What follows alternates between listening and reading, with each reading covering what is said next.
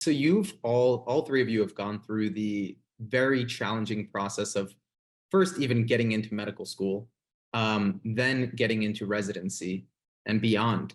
So, looking back, for somebody who's sitting here right now, on this webinar, who's interested in becoming somebody like you, somebody in your shoes in, X amount of years going forward, I'm going to ask you first, Melina, what kind of advice do you give to somebody who's, maybe not gone through the whole process yet, but really wants to get to where you are?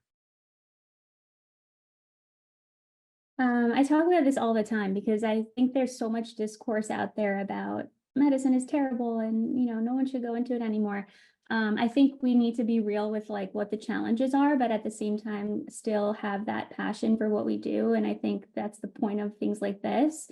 I think my biggest advice is to, and I'm sure you probably heard this throughout the day today, is try your best not to do things for the sake of ticking boxes. I think that's what made me stand out as an applicant, is I tried to find experiences that were authentic to me, that I was still passionate about. And those were ultimately things that I felt comfortable writing about and talking about in interviews. So if you're not like a huge research person, like you don't need to do a bunch of research if it's not authentic to you. You can find other ways to carve your own niche in your own lane. And that's what I did. And that's what I would advise you guys to do too.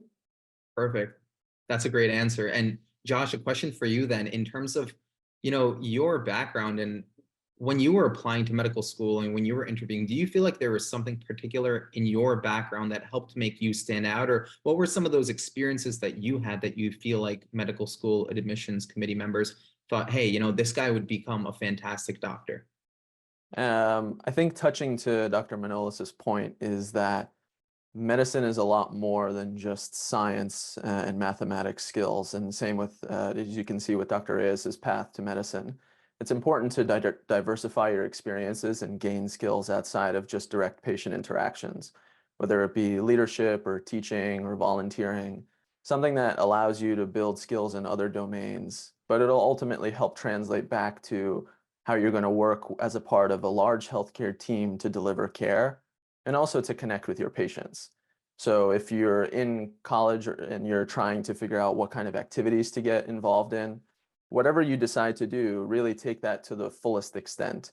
If you're interested in joining a particular organization, join that organization and then try to work your way up to being a leader within that organization, because it shows your commitment and your diligence in working with a group of people in order to achieve a common goal. So it doesn't have to be research if you're not interested in research, but if you are, then really try to show your dedication within that field. Excellent. Thanks so much for that answer. And then Dan, a question for you, a question we've actually gotten a lot throughout the day on different panels, and it's been about more of a non-traditional background. There's people who have had other careers before they decided to become a physician. There's people who have had many gap years. There's people who, are going back at a later stage in life to become a physician. They're not just going directly from college to medical school. What can you tell us a little bit more about your background with that as more of a non-traditional applicant, and what advice you would give to people who are in those shoes? Well, first off, having another career before medicine is actually quite a valuable asset to your portfolio, because it really shows that you, first of all, are kind of multifaceted. Like your personality has multiple angles to it, and it also helps when you're attempting to, like what I do in the ER is I have to meet somebody oftentimes on their most vulnerable time for the very first time and try to help them with what they're going through. That's not a skill set that everybody has, because some people just, it's hard for them to put themselves in other people's shoes, and that's fine. But I think having multiple skill sets, multiple toolkits in your tool belt is definitely an asset. The second part of your question was, I'm sorry.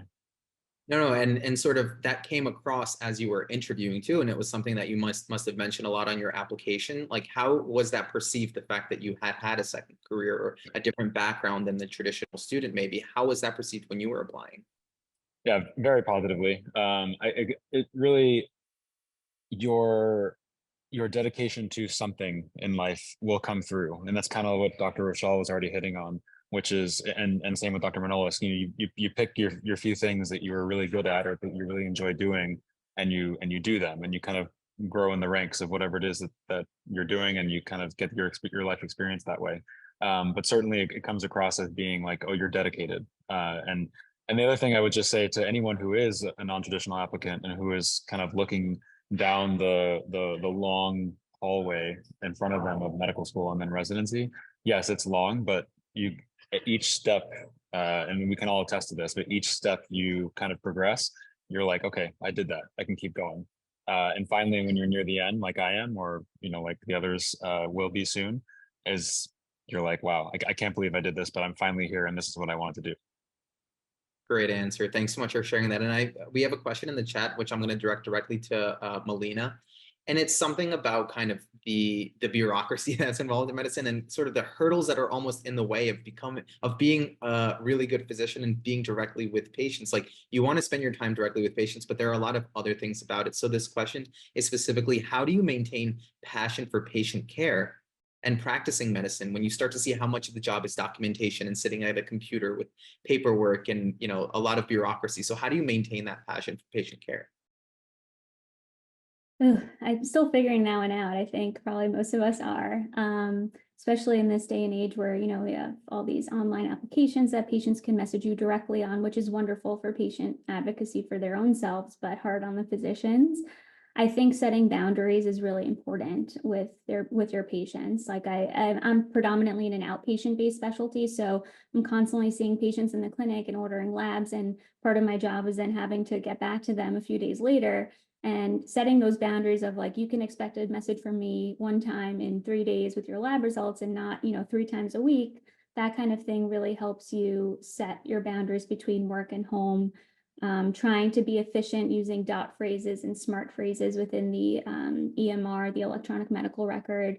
Those are things that can help you get out faster and not to have to take as much home with you. But I think it's a hard question actually to answer. I'm still figuring it out.